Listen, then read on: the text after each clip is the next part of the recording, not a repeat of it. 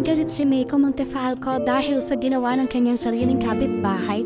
Dahil na rin sa isyong kinasangkutan ng vlogger ay hindi rin maiwasang maglabas ang hinanaing ng kapitbahay nito. Dahil mas alam na niya kung anong nangyayari sa personal na buhay ni Meiko at hindi na rin niya napigilan magsalita.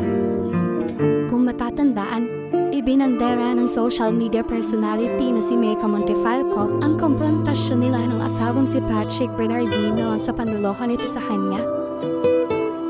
Sa kanyang Facebook page ay ibinahagi niya ang video kung saan makikitang sumisigaw at kinakausap niya ang asawa matapos malaman ang ginawa nitong panluloko sa kanya.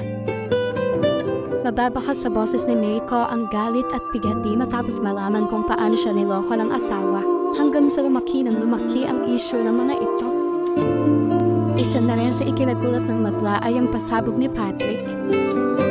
Makikita sa larawan ng mirror selfie ng umanay si Patrick habang sa harapan niya, makikita ang isang babaeng may tapis ng tuwan niya. Surprise! Tanging caption ng post. Ngunit ano naman kaya na yun ang ginawa ni Meiko sa kanyang kapitbahay at bakit siya binabatikos ng madla? Matapos ni Patrick, kapitbahay naman ngayon ang kaaway ni Meiko. Isang netizen nga na nagdamalang Elaine Miranda ang sinagot ni Meiko. Ang babae nga na ito ay napatalang ng kapitbahay lang din ni Meiko. Parang hindi ka nagpapapicture sa akin noon na. Tayo po ata si Patrick kaya kapansin ka eh. Comment ni Meiko.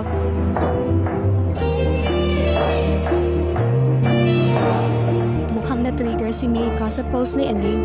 Anya, binaba masyado ang imahe ng asawa, babalik din pala.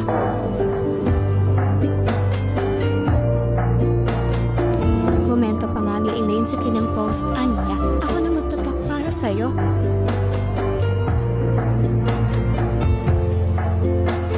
Sa puntuang ito ay talagang sumagot na si Meiko. One more post from you. May kalalagyan ang tsismosan katulad mo. Kapag tsismosan kapitbahay ka lang, matuto kang alamin anong totoo bago ka magkalat ng kwento. Well, kapag tsismosa ka at inannounce mo pa na gagawin mo akong content. Alright, let's go. Tingnan natin hanggang saan ka dadalhin ang pagmamarunong mo.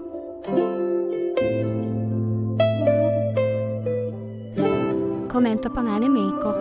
Paano ba yan? May mga ebidensya ako na naninira ka at nagkakalat ng kwentong hindi totoo. Hanapin mo na anong pwede kong ikaso sa'yo. Bilisan mo.